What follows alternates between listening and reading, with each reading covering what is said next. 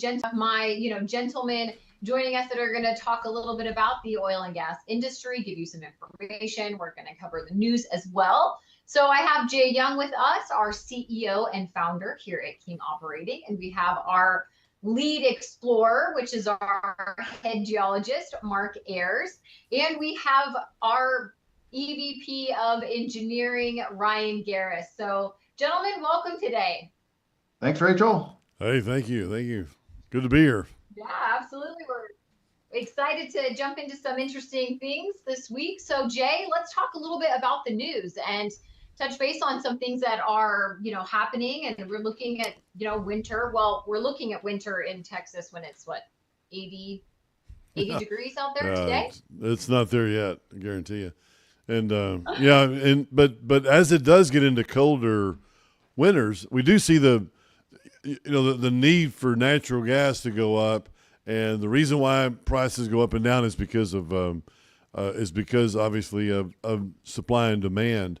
If we're using more of it and we have less supply, then prices are going to go up, and that's what's happening right now, and that's why natural gas prices have literally doubled in the last few years, is because we do have more of a demand for natural gas. We're not making as much of it.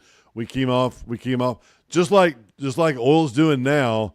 We're not drilling for oil right now.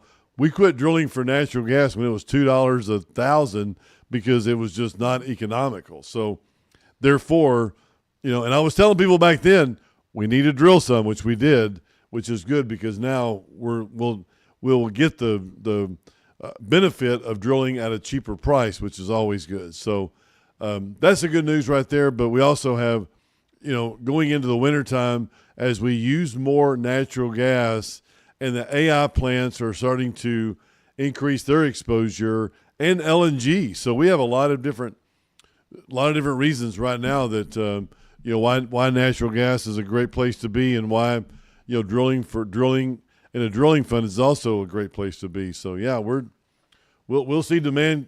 The demand goes up. If we have a really, really cold winter, then we will see prices go up, substantially. But if it's a mild, we can still see the $4, $5 natural gas prices.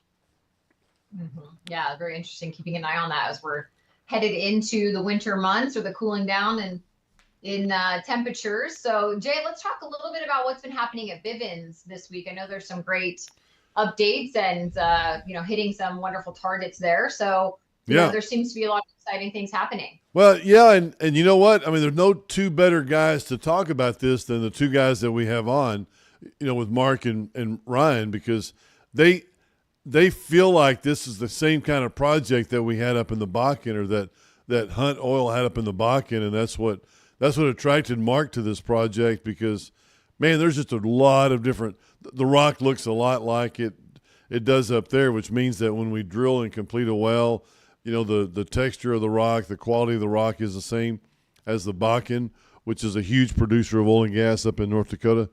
And also Ryan has seen this before with a lot of engineering. So, we drilled 2 wells, we put 2 wells online, and we're now getting the frack water. We fracked those wells with 250,000 barrels each of water. Those big frack ponds that you see, and they were swimming in the Landman first season of Landman, they were swimming in these big frack ponds, which is not very safe, and I would never do that. And it probably wasn't, but they were portraying it as that. But we fracked that with a lot of water. We've got about 10%, 11% of the water back, and we're at 500 barrels a day right now and over 1 million cubic feet of gas. So we've gotten a lot. We got a little bit of water back.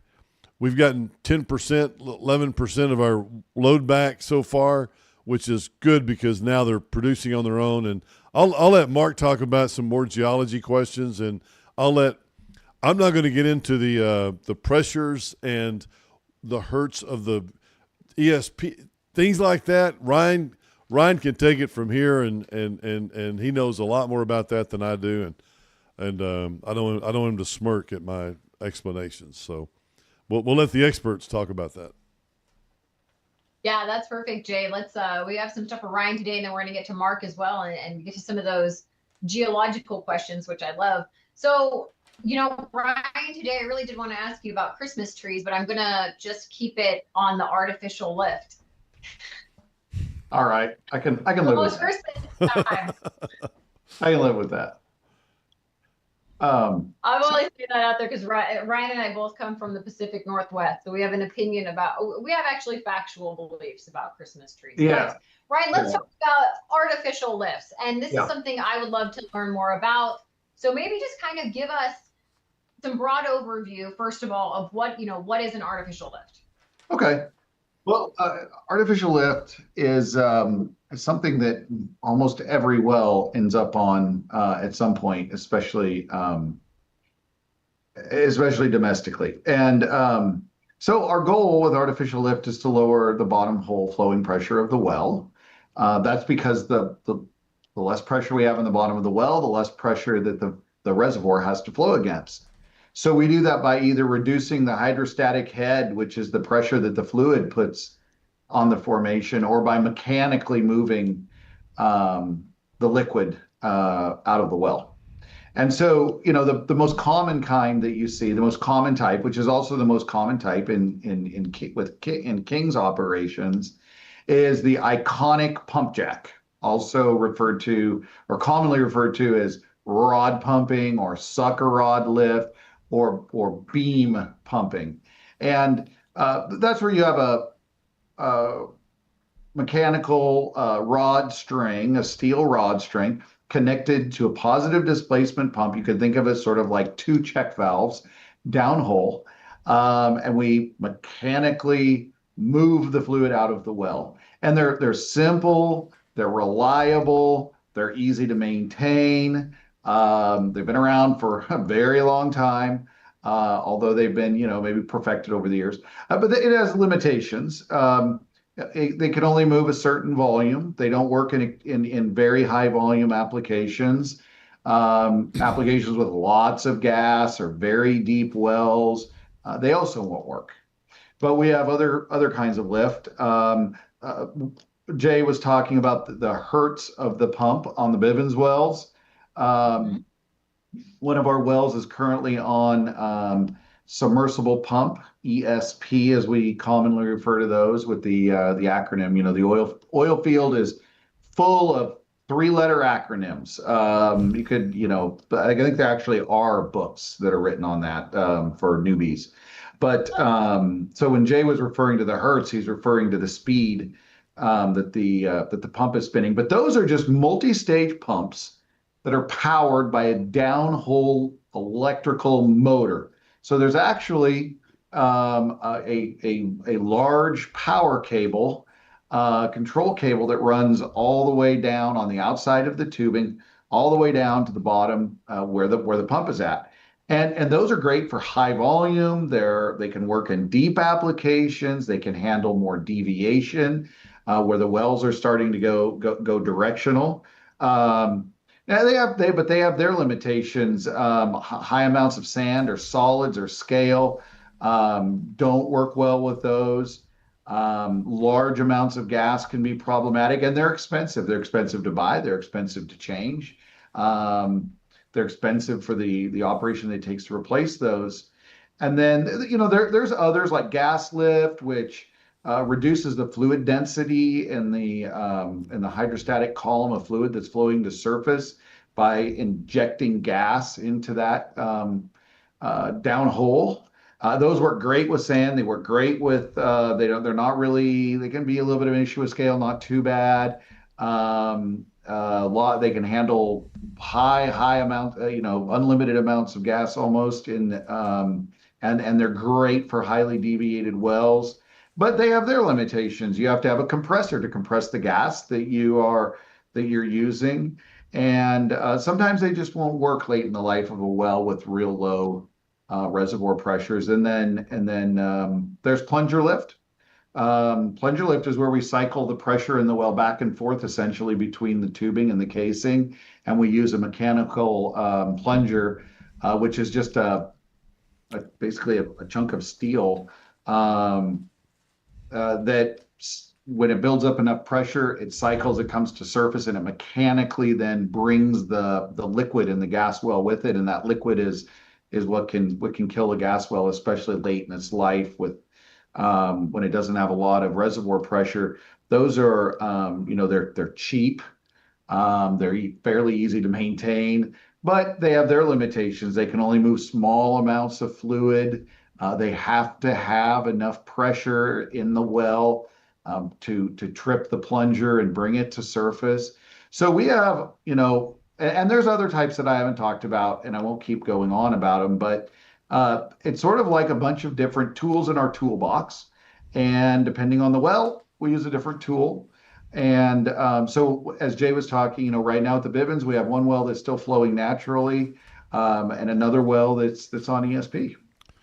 And I'll say this too. My grandmother tells me stories about when she was growing up outside Abilene, Anson or these small little towns that they lived in, because her dad, which is my great grandfather's in the oil business, and they would drill a well and they would shut the town down for everybody to come out to see a well being, bring a well in, right? So you'd bring a well in. These are 2,000-3,000 foot virgin pressure. Nobody has ever drilled a well out in this area before, and it's like they would bring the well in, but that was enough pressure. They didn't need artificial lift.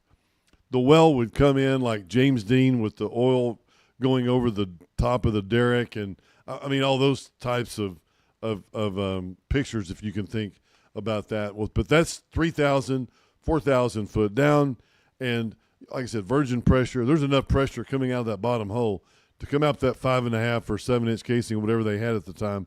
But there was enough pressure down hole to lift all of the oil and gas all the way out of the ground. And so like right now, we have two wells on Bivens. One is the 3501 South, but that well, is that the one that's on ES? That's the one on ESP. So yeah, that well, right. the liquid down below, we're producing about 1,000 barrels of fluid a day. 300 barrels of oil, or over 300. But that well doesn't have enough pressure down hole to push all this oil and gas and water out of the wellbore. Okay, that's normal in today's cycles and wells at that depth. But the other one, which is right next door, heading north, the north lateral, that well has enough pressure, downhole pressure, out of 5.5 inch casing to flow on its own. That's a lot of pressure to go all the way out and up 10,000 and to press that much liquid up 10,000 feet. So I'm trying to get an idea of how strong these wells are and how much bottom hole pressure that's needed to, because oil will just sit there and not do anything at some form, especially the unconventionals. So you got to frack them. You got to use sand to keep the pores open, and you have to artificially stimulate them because you want that oil and gas to come up whole and to if it doesn't come out of the hole, you can tell the oil company all day long, well, yeah, there's 10 million barrels down there in the ground, but if they don't really care about that, all they want to do is come by and pick it up in a truck or have you pipe it to them. They want the finished product, So you've got to get it out of the ground. So I think that's kind of I don't know. Some of the first wells that you drilled up in the Bakken or other areas, Ryan, were they like that, where they would just flow on its own for long periods of time without using artificial stimulation? I don't know about long periods of time. Some would flow. Others didn't. It just depended on the well. But not many flowed for what I would call a long period of time. That was pretty rare to have one that would do that. Yeah, after the pressure, been a lot of wells drilled in that reservoir. It's like you take away a lot of the pressure down there, so the wells aren't going to come over like the James Dean. I don't know if we can show a picture of James Dean, or somebody has that picture video. I had it on my phone. I had it on my phone at one time. People think about when they think about oil. They always think it's coming out of the ground like that. They just think it's gonna start oil. Yeah. But Ryan, when did companies really start using artificial lift? Oh boy. I should have brushed up on my history before this. Sorry. We have one of the very first Lufkin. Rod pumps have been around for 100 years. Yeah, we have some of the very first Lufkin pumps. I mean, we have a Lufkin pump in Colorado that's like a single digit. Is it single, double digit, triple digit? Yeah, double digit Lufkin wells, and it's been there for 100 years. So that's a Lufkin, pumping unit, Horsehead, that I grew up with, type that they have. So it's been a long time. Yeah, they've been around a long time. Yeah. Very interesting. So I just want to shift over to Mark for a minute. Mark, I have a couple questions for you, but just for people out there trying to understand, why is it that we see some wells like that kind of picture we've talked about where oil is freely flowing, when there's a hole put in the earth, there's pressure, it's really flowing. What is the difference in, certain basins, certain components that make that happen? Okay, Rachel. Well, one of the biggest things is are the fact that some of those wells were drilled with something we call the cable tool. And with a cable tool, you don't have a mud system circulating throughout the well while you're drilling. You didn't try to control the well because you were using the cable tool. And when you hit a zone that had a lot of oil in it that was under pressure, it would literally come to the surface. And you'd see one of those James Dean moments where the oil was spewing out of the top of the wellhead. We don't do that on purpose these days because it's dangerous. We don't want to have all that gas and stuff on the surface. But another thing that makes a big difference is the permeability of the rock. If the rock is very permeable, then the pressure can communicate from the reservoir to the wellbore much more quickly. And these days, with the resource plays we're making, it's more typical that we have very tight rock that is not very permeable. And that's why we have to drill a long horizontal and we have to fracture stimulate them. And so somebody might say, well, why do you put so much water in the well if you're going to have to get it all back? Well, you have to do that in order to carry the sand into the fractures that we're creating to reach out into the reservoir. And that's a big difference between, say, a conventional well drilled 40 years ago. We would drill it, a vertical well. We would look at the rock quality on a log, and we could start producing it right away, sometimes just with a little perforation acid job. Now we have to frack them because these wells generally are not permeable enough to flow on their own. They have to be stimulated. So for everybody to know, a barrel of oil is 42 gallons.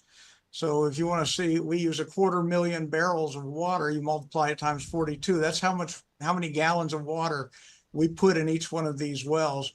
We have to recover a lot of that so that when the fractures, the water empties out of the fractures and the oil and the gas comes in. So we fully expect these wells will make a lot more oil once we get the water out of them.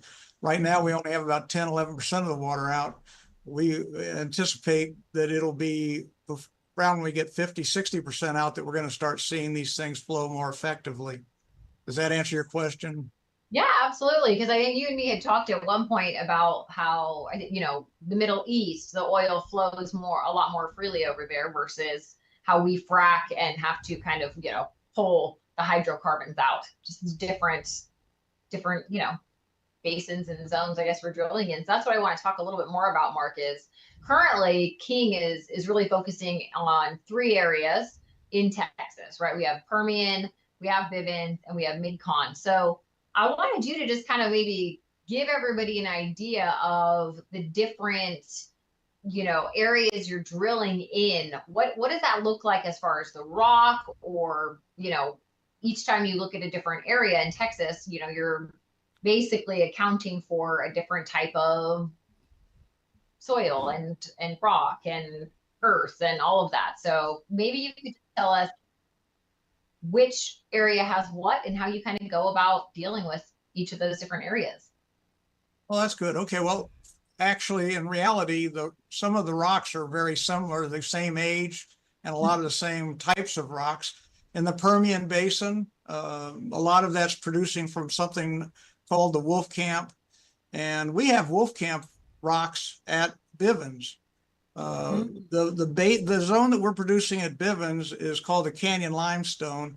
It's actually would be equivalent to the Wolfcamp D. So it's a deep zone in the Wolfcamp. So why does Wolfcamp not produce at Bivens? Well, it's because the rocks there were not cooked enough. In other words, they had the right organic matter in them at Bivens for the Wolfcamp to work, but they were not buried deeply enough that they were actually generating hydrocarbon into the rocks.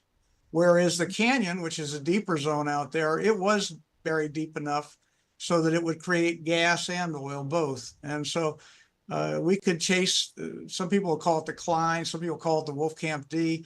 We'll chase those in the Permian Basin also. But but a lot of the production in the Permian that we hear is called the A, the B, and the C.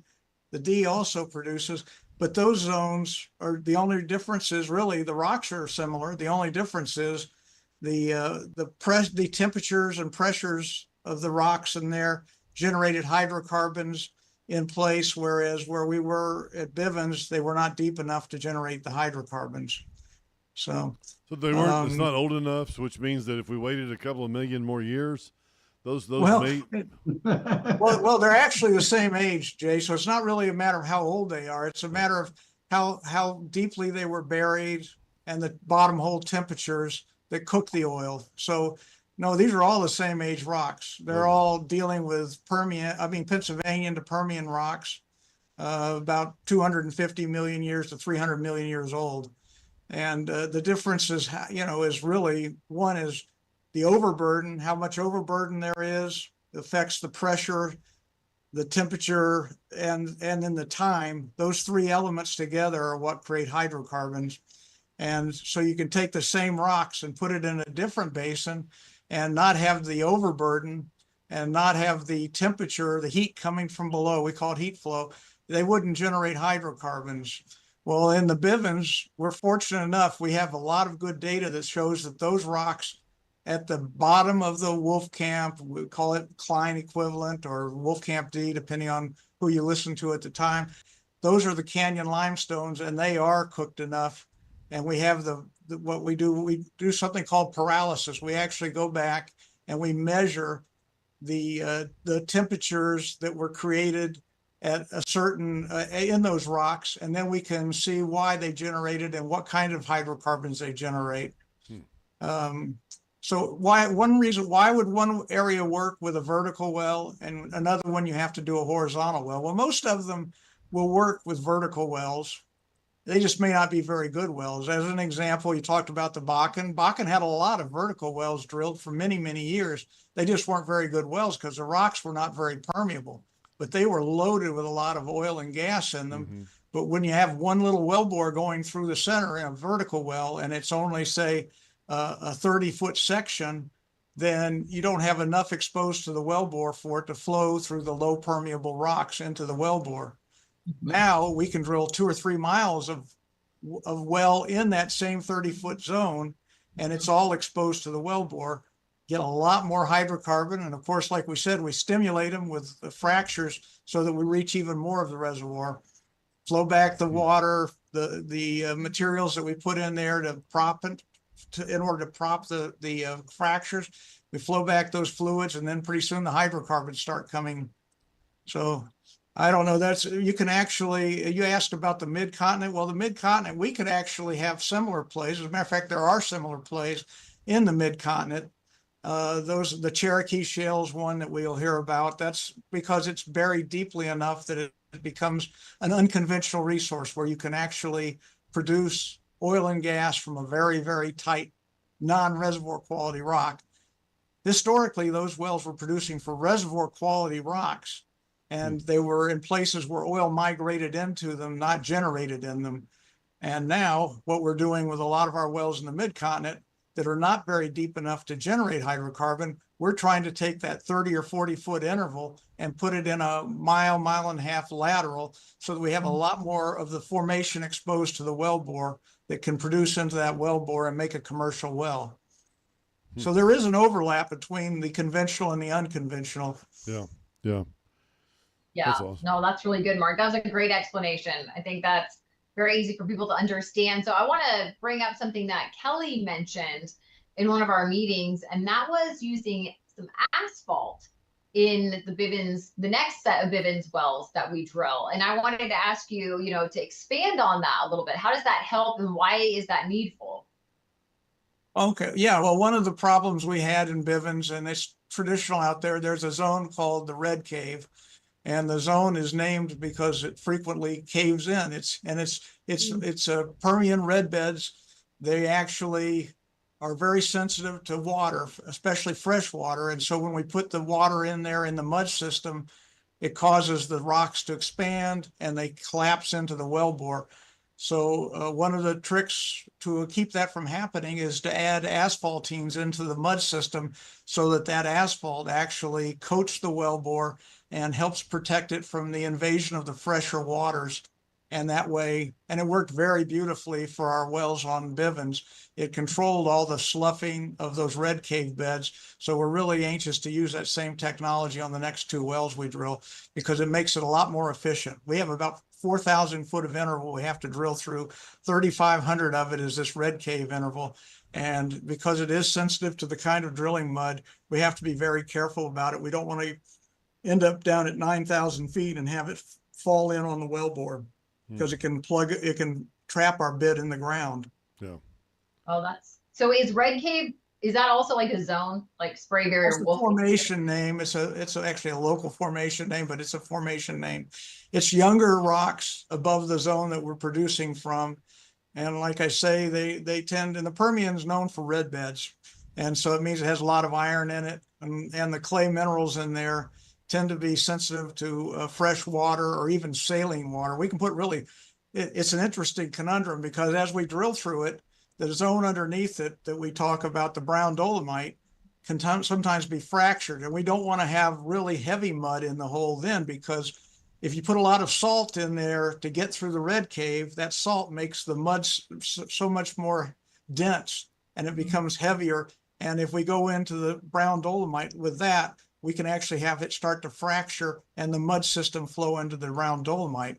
So there's the trick that we have to be sure that and so what we try to do is we actually try to get through the red cave, set a string of pipe through the red cave so that we can go in with the optimal mud system going through the rocks underneath there that might be susceptible to fracturing. Yeah. But really, Kelly's the man to talk about on this, not me. I think you did a very good job. Yeah. Very good, Mark. Yeah. Well, Kelly's do you want to add on top of that? Yeah, Kelly's our drilling guy, and he knows it very well. And I ran into him when we were drilling through these, and he was, Cal looking at a new gate, just trying to, think about what can we do. And of course, he fixed it, and the wells are producing really good now. But if you can prevent that, I asked him, what are you going to do different this time? And that's when he said, yeah, we're gonna definitely put some intermediate pipe, through that red cave.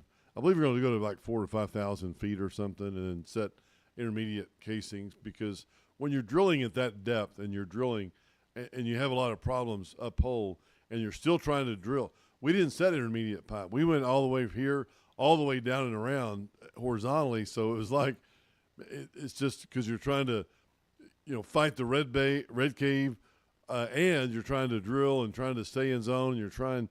There's just so many things that you have to do. And it's not like the Permian is such a really good, easy, cookie cutter, pretty much a cookie cutter. There still has to be somebody there, but you don't really have to think a lot because they know this, and this is going to happen. And when we drill a few more of these wells, it'll be the same thing, but it just takes a little bit of time. That's why I'm saying I like these 2 wells. These 2 wells are reacting very well for production, but I don't think these are our best wells that we're ever going to drill out here. I think that we're going to find better ways to drill them. There's going to be better ways to complete them, and there's going to be better ways to produce them, just like Ryan's doing. So these guys all work hand in hand every day. We're all in the office. They talk about it all the time. What went wrong? What went right? What can we do better? And making these wells good. So when we drill, our goal is to drill 15 to 20 of them, and then flip it. If we decide to do that, we could, or we don't have to. But if we did, that would be great. You could really show a good return back to the clients by having a divestiture, which is our goal at some point in the future. So, but we have to get really, really good and write out the recipe, if you will.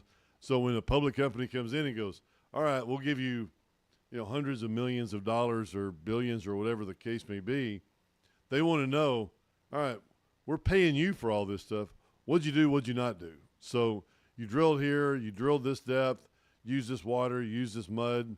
What else did you do? I mean, they'll take your recipe book and tear it apart, and use it, because that's what works. And that they don't want to reinvent the wheel. Unfortunately, we're having to reinvent the wheel. I guess that's a good way to say it. On a lot of this right now is because we don't have a recipe. Of course, we're grassroots, very beginning stages. We've drilled 2. We're getting ready to drill 2 more, and then we're going to drill 4 more next summer. So we're going to, we'll have 8 wells going by the end of next year, which hopefully will be, 4 to 5, 6,000 barrels a day, so that's the goal. Yeah, I think what's exciting though is what you said, Jay. These 2 wells are already doing really good, looking really good, and they are the first 2 that we've drilled. And so as we just kind of fine tune this process and learn a little bit more about, the Canyon Lime, as Mark learns more and Kelly and everybody learns more, it's going to be exciting to see what all that we can do in that area. So definitely, if you guys want more information, if you're watching this and you want more information about our current opportunities here at King, then I definitely would say go to kingoperating.com, put a comment below, reach out to us so we can share more about what we have going on, and definitely make sure that you check out. Hey, wait a minute. Hold on here. Facebook. There we go. Making the circle there. Hey. You want to check out Jay's book, The Upside of Oil and Gas Investing. It definitely talks about our unique business model and how we put investors first. Gives you a lot of really great information about our legacy here at King and what we are doing in the oil and gas industry. Jay, anything to say about that real quick? Well, I'd just like to say that, I just signed 5 books from a radio station up in northeastern Pennsylvania that the first 5 people that went into our website, filled it out and said, hey, I'm one of the first 5. I'm qualified. I want a book. I'll send you an autographed copy of the book that if you're one of the few that go on the website, or the first few, I'll send you an autographed copy of my book. It's about oil and gas investing. It's about the way that we do it. It's like private equity. It's institutional investing. I bring that to the guy. It's kind of like you have Trevor Reese Jones did 7 deals, 7 years for $7 billion. It's like Cody Campbell at Texas Tech. He did 4 deals that were worth over $10 billion. It's kind of like Tim Dunn with Crown Rock. He's built this company up, sold for $12 billion. I mean, you never got a call about one of those deals. You never got a call and said, hey, do you want to put in 100, 200,000, 300,000? No, you didn't. And the reason why is because they went institutional money. We're not going institutional money. We're going to the investor. So that's why I'm saying call in, talk to us, participate with our project, because you can get really good returns. And that's what our goal is. Our goal is to build these companies up and these different assets that Rachel was talking about, the Permian Basin, the Mid-Continent area that we're very well versed in, and also the Bivens, to billions and billions of dollars, or whatever the case may be, build them up and sell them. And that's our goal. So, yes, get a book, read it, and get that tax write-off by end of the year. Absolutely. It is end of the year, 4th quarter. So this is definitely the time to contact us so that you make sure that you are saving money at the end of the year for 2025. Get in on that awesome tax deductions that we offer you. 100% deduction. So that's pretty substantial. You guys, thank you so much, gentlemen, for joining me today, sharing your incredible knowledge and wisdom with all of us out there. And I want to make one special announcement due to the holiday week next week, the Thanksgiving week here. We will not be on air on Wednesday. So everybody, please do enjoy your Thanksgiving holiday. Hoping everybody stays safe out there, and we'll see you after that back here on the Oil and Gas Rundown. Thanks, everyone. Great. Thank you very much, everybody. Thank you. We'll have some updates on those wells, so just stay tuned. Stay tuned. Thank you.